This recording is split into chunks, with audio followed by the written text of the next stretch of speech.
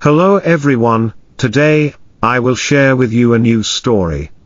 If you find it interesting, please like and follow to hear new and better stories. It had been 6 cycles since the distress signal had been sent into the vast emptiness of space.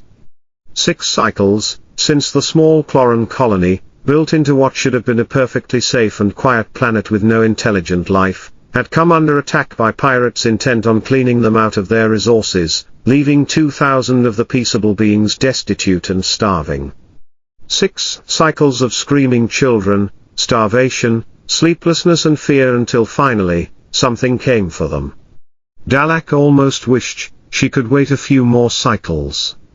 What descended on the panicked crowd was what could only be described as a prop from some horror film no self-respecting viewer would take seriously. It looked to be made primarily of thick, heavy plates of metal bolted together to barely pass for a vacuum-sealed starfaring vessel. It belched fire that threatened, even after it had died out, to sear the fur from their famished bodies. It was a maddening construct of sharp lines and flat planes, and on its side was written 2 things, or more likely one thing, in 2 languages. The first was a swoopy sort of thick script that couldn't be read by any of the settlers here now, but the other was a simple script in Galactic Common. TCR Babylon. TCR? Terran-Collated Republic, new calling card of a star cluster that was believed to hold no sentient life until recently, where deep in its recesses, nestled against a furious yellow star, was a ball of gravity and suffering that had produced the things of a slasher film director's most fevered dreams, humans. Even the socially distant Clorens had heard of humans, how they had cowed the Clenifar with mere cinema, crushed them as easily as children in a war not even a single tiles long. Giants that had sent the Pelfer-slaving empire skittering to their holes with a stern look and thick stick, vicious murder-obsessed things that made a point to eat anything at least one time, just to prove they could, be it sentient or not. And they were here. What for? Galactic couldn't understand, couldn't comprehend what could possibly have lured the most dominant Deathworld race in the galaxy to this pitiful little barren rock. Though, perhaps it had been the distress signal. Where other races saw a cry for help, had the humans picked up a signal for a buffet? It didn't seem likely, given the Clenifar whom the humans had brought under their wing with a single altercation deemed the Cloren so far beneath notice that they didn't even have a voice in the conglomerate of worlds in spite of how prevalent they were in those worlds. Even the Cheateen had deemed them no threat, so why were they here? While Galactic was trying to figure these things out, the metal thing began to settle on the ground in clear view of the refugees. As she watched, a panel on its fore opened up and what looked at this distance to be an inky blot on the vista emerged. There were several other blots, and as time passed huge numbers of them emerged. The Cloren settlers didn't flee in the face of this though, they couldn't. This spot was the only one with atmospheric control enabled, as good as a cage from the moment the pirates had shown. As the crowd neared, Galactic saw from her position at the forefront of the settlers what could only be humans. They ran the gamut of shades of brown, the one at the lead nearing solid black, while several behind neared almost comical white.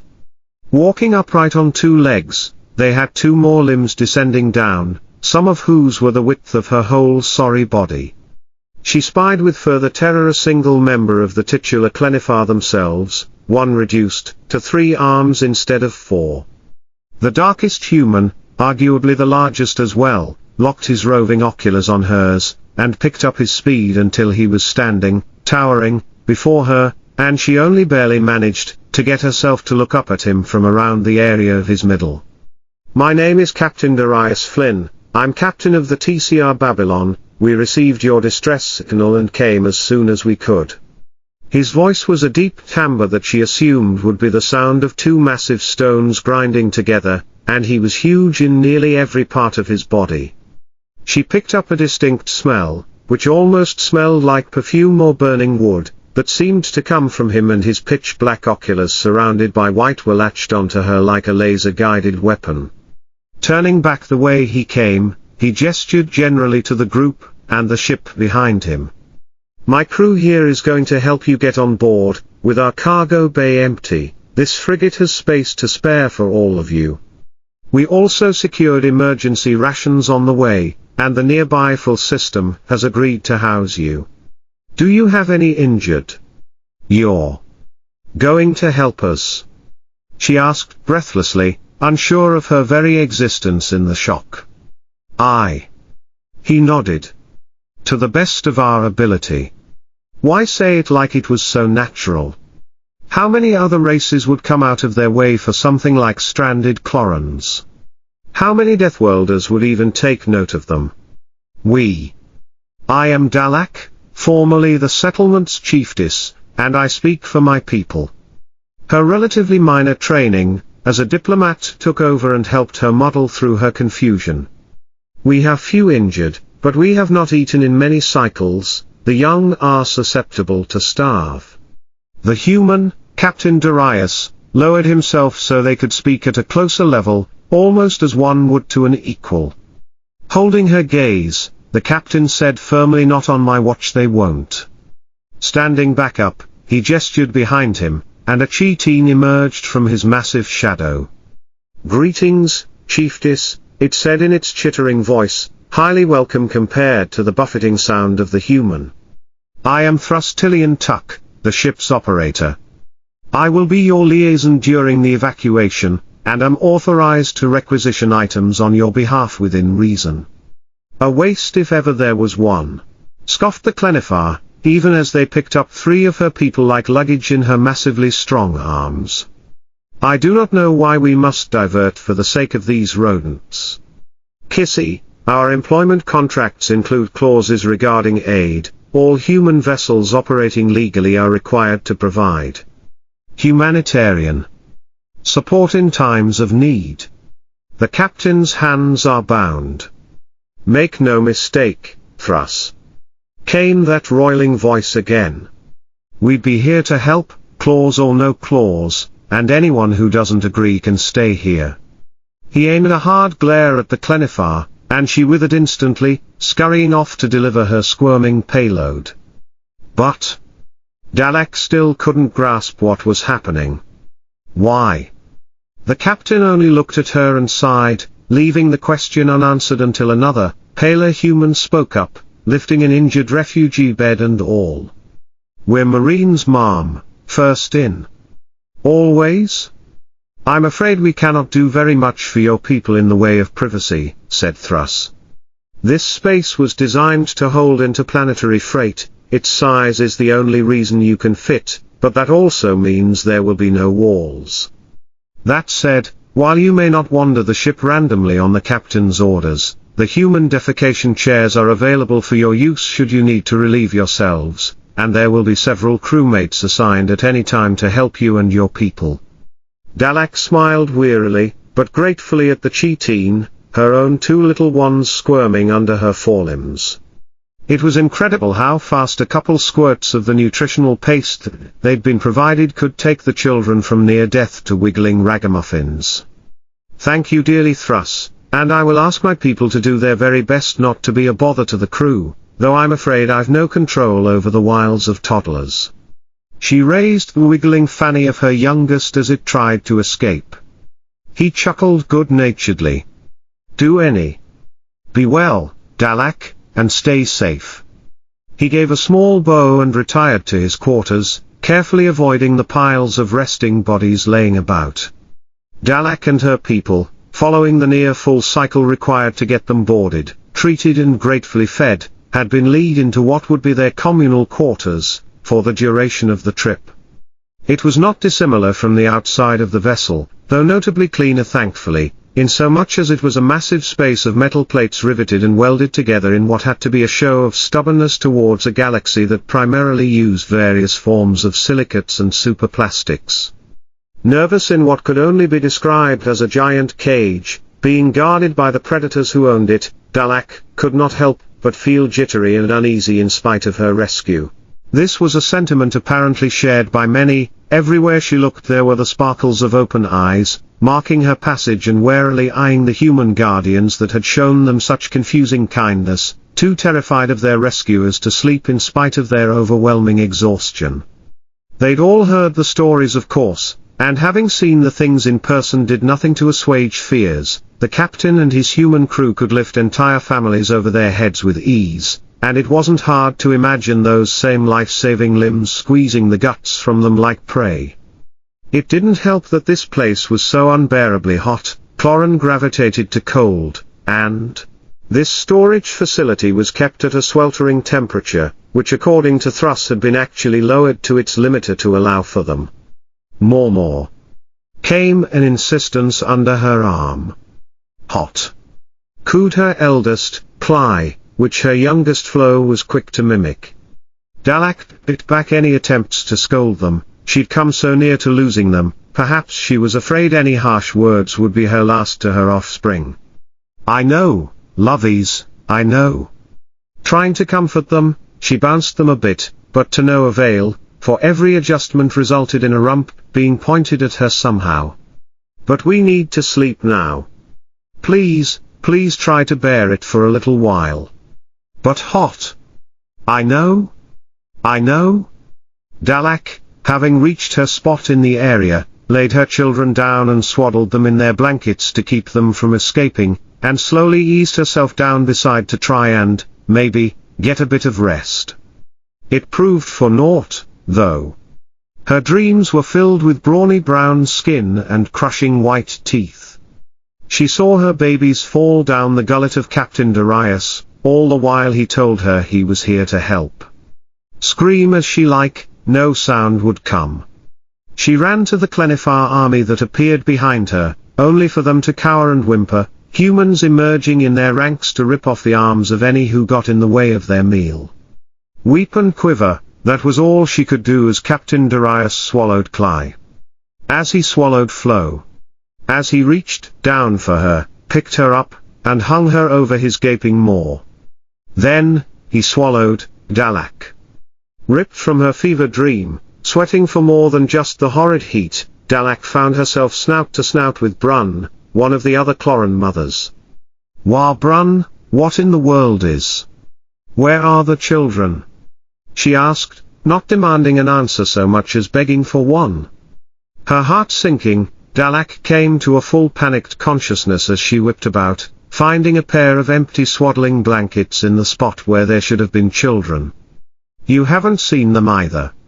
What did the guards say? How in the galaxy am I supposed to talk to those monsters? For all we know, they're the ones who took them. Dalak had to fight every instinct that was telling her to agree, fight for an argument. They are many things, silent is not one. Do you mean to tell me they strutted in here and abducted our little ones without a single eye spotting one? Brun fell silent, unsure of how to respond. How could she? She had been among those assigned to secretly watch the Watchers, though the humans seemed to gather the intent behind having so many eyes on them. Fine? I'll go ask. Dalak leapt up and made a beeline for the nearest human guard. Tall, like all the others, he had pale yellow hair and gemstone-like green eyes. Human, sir? She asked. Ma'am. He answered quickly, and from his tone she could tell he knew something was amiss, but had hesitated to simply put himself in the midst of it.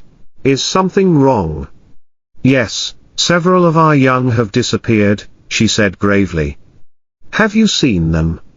I'm sorry, but no, y'all are pretty small by our standards, so I'm ashamed to say they may have slipped by.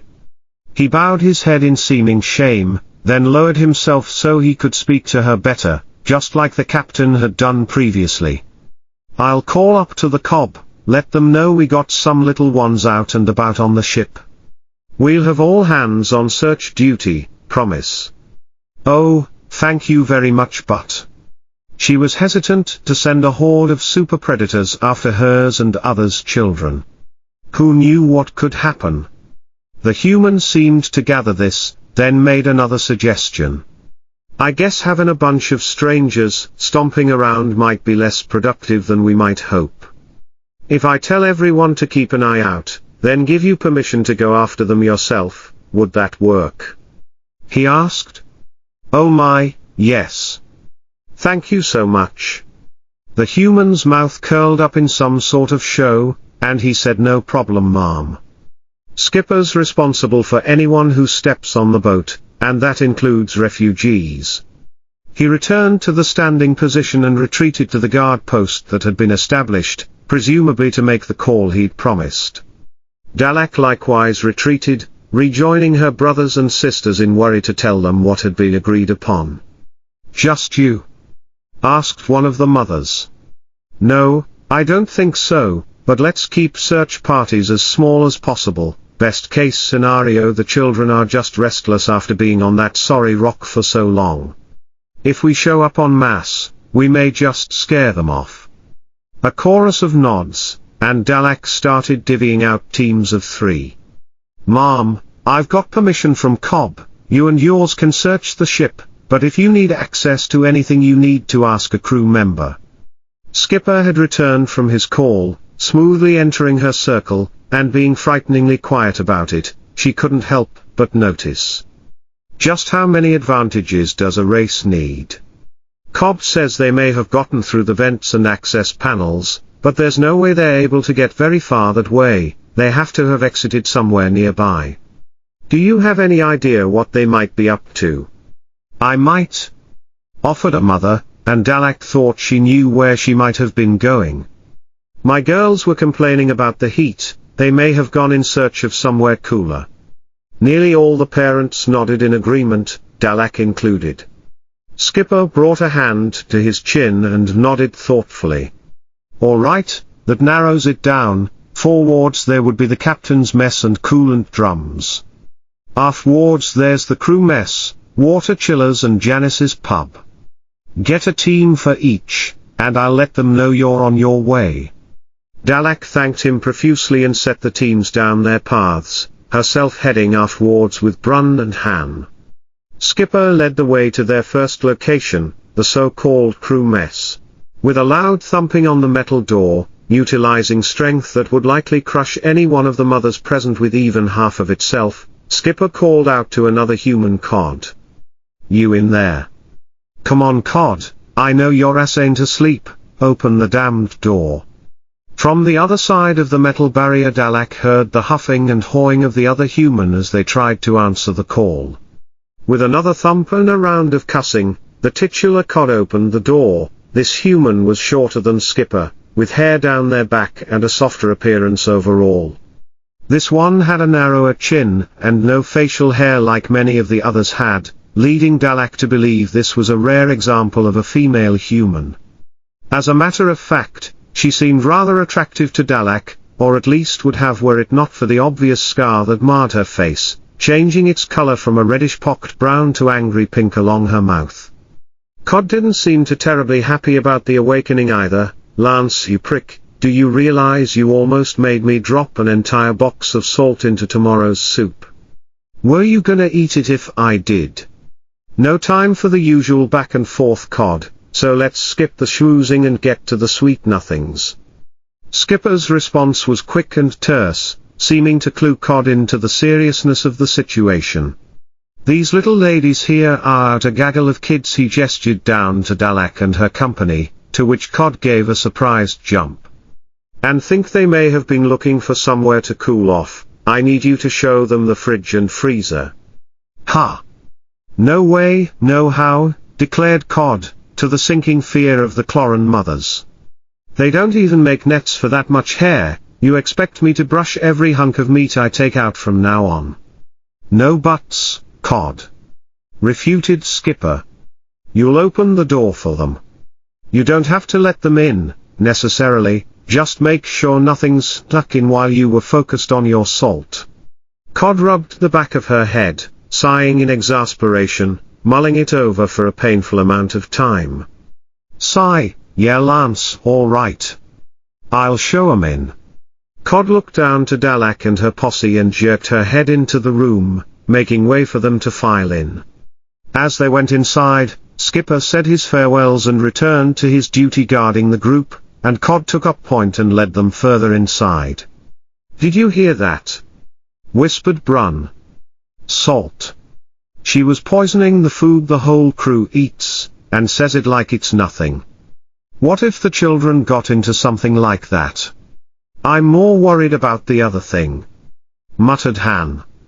Perhaps sensing their discomfort, Cod made an effort to put them at ease, though was clearly lacking the skill for it. Sorry. About earlier, saying you can't come in and all. Wasn't that I don't want you to find 'em, it's just. Cleanliness is a big part of my job, and you look like mice, so. What's a mice? Asked Han. Animal from Earth, you look just like 'em, just a few shades bigger and a few more shades better dressed. Oh. And what role do these creatures serve on Earth? None, really, just vermin. Oops.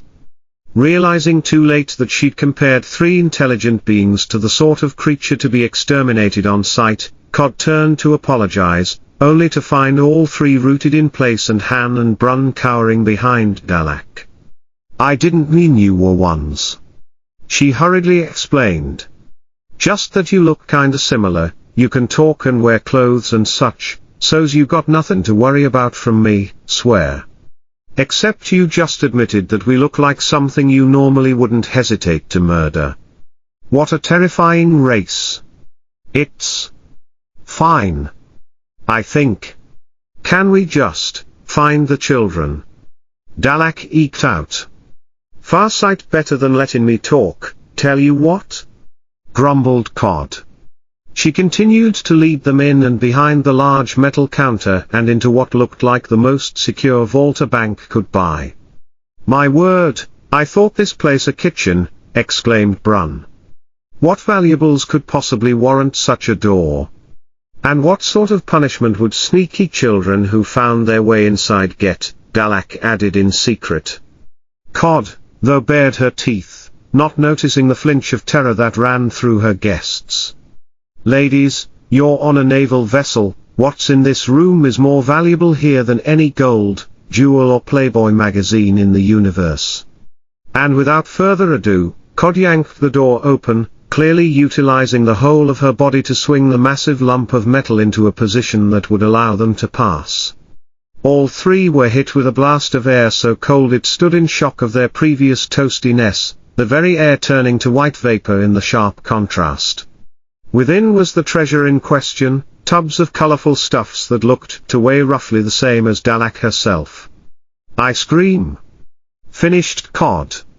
The 3 guests stood in awe of the room, relatively small, packed to the ceiling with what had been described to them as the greatest treasure humanity had for its shipping vessels. Eyes wide, they basked in the unexpected cold and the unexpected honor. Yeah, said Cod, rubbing a manipulating digit under her ocular. I get like that when I see it too. After a moment for herself to appreciate as well, Cod stepped in front of the group. You all wait here, I'll check about. She made to turn around and enter the room, but stopped herself with a realization. Actually, while I'm in there, you'll check around out here. I don't see how something so little could get inside, but the wall and door are plenty chilly themselves, so they may have snuggled up out here. Her piece said. Cod entered the chamber, while Dalak, Han and Brun did as suggested and checked the perimeter. After a few short moments. Here, cried Brun, prompting Dalak and Han to come running. There, nestled in a bundle behind some boxes, braced against the wall in a pile, were 5 of the missing children. You find 'em? Asked Cod, running back out with swift thumping steps. Unfortunately, the yelling and heavy footsteps of the human alerted the children, all of them awaking at once to gawk at her. Cod had made it closer than Dalak had and from the opposite side, so Dalak got a perfect view of Cod glancing down to the children, only to watch in wonder as the human froze in place staring at the children, and her skin turned visibly pale. That little sound was all it took for the children. Like the little hellions they were, all 5 bolted, trying to get away from their mothers so hard they managed to rush straight for poor Cod. Cod for her part went ramrod straight, then, trying to backpedal away from the children, tripped and fell flat on her rump. Han and Brun, though, had no such issues. "Last one to stand before me gets a whipping like they'd never believe," Brun yelled as loud as she could, and Han pulled a switch out of nowhere and swished it about, eliciting a terrible noise in its wake. 1, 2, 3, 4. Like the mice they so resembled, several of the children scurried over and stood obediently before their mothers, heads down and shivering in fear. Dalak, noting with anxiety that this wasn't anywhere close to all of them, and that neither of her own were present, went to Cod, who hadn't moved from where she fell and was still white as a sheet. "Are you okay, dear?" asked Dalak. Fine. Just. God, it were like being back in New York." Dalak, unsure what to do, simply reached out and patted the giant on her now reachable shoulder. Just then, "Ah!" a high-pitched scream cried out from the cold storage box that Cod had left open behind her, repeating every few breaths. Dalak and Brun bolted while Han stayed with the captured children. Dalak could hear the human getting up behind her even as she scurried to the source of the screaming. Into the comfortably frigid box, past the towering sacred ice cream, and into a side corridor she hadn't been able to see from the outside, Dalak pursued the sounds of the wailing child. Catching sight of the little girl, she leapt in and covered her with herself, covering her eyes and pressing her to her breast, to protect the poor thing from whatever had terrified her so, only to look up and wish someone would do the same for her. "Fucking meat locker!" came the grumble of resignation somewhere to the rear. Hanging all around her, suspended from hooks and torn bare of skin and guts were rows and rows of carcasses and severed limbs, their macabre swaying caused by all the rushing about seeming to indicate a lingering sense of life to the things. In jittering fear, Dalak turned her head to her rear, to Cod. Cod, a difficult expression on her face, had blocked Brun from entering and seeing the terrible scene there for herself. Her breath crystallizing in the air, Cod stepped in after Dalak and the child, still whimpering in her arms. That's right. Cod was a human. A predator. The most dominant predator on a planet full of them. A being so inherently powerful, that even its weakest member had earned the title Death Race almost as soon as they'd been discovered. Dalak had nowhere she could run from this being, this thing, nowhere that would protect her and the child in her arms from its merest whim. Cod came over them then, her long limbs seeming like the bars of a cage, and she bent down to enwrap them. Dalak did the only thing she could think of. As soon as one of the limbs entered her field of vision, she snapped out with her teeth and bit it. There was a jerk as Cod attempted to remove her limb for a moment, the brief strength of which threatened to snap Dalak's neck as she refused to let go, only for the withdrawal to cease. In her teeth, Dalak could feel the power flowing through the woman. Dalak had barely broken skin, the corded, hardened muscles repelling her completely, and she could feel every twitch Cod made threaten to rip her teeth out. Cod knelt down and began stroking Dalak's cranial fur, the slow smooth strokes somehow comforting. Dalak didn't let go her bite, but she did let go her restraint, and began to cry in confusion and fear. Amidst this confusion, Cod knelt down and with her other arm scooped up Dalak and her charge in one single go, holding them like Dalak might one of her children. She extricated her arm from Dalak's mouth and, still making sure Brun didn't see either, exited the meat locker, then the freezer altogether. It took a few moments for Dalak to finally calm down, during which she allowed herself to be held by the most powerful being she'd ever known, from whom this fear had sprouted. "You gotta understand," Cod whispered. "Humans gotta eat meat, can't survive elsewise. There was a point where we tried as many alternatives as we could think of, but biology can't be beat. But please remember, we ain't monsters either. We're thinking just like you, and wouldn't dream of eating anything that thinks, feels or talks. Them's just rations from our home planet, we ain't mean you no harm, and every single one of you is gonna make it to full if I got anything to say on the matter." Just like Captain Darius. But why? Something like that is the norm for them, so why should it matter where the meat they need comes from? Sorry, whispered Dalak. Sorry.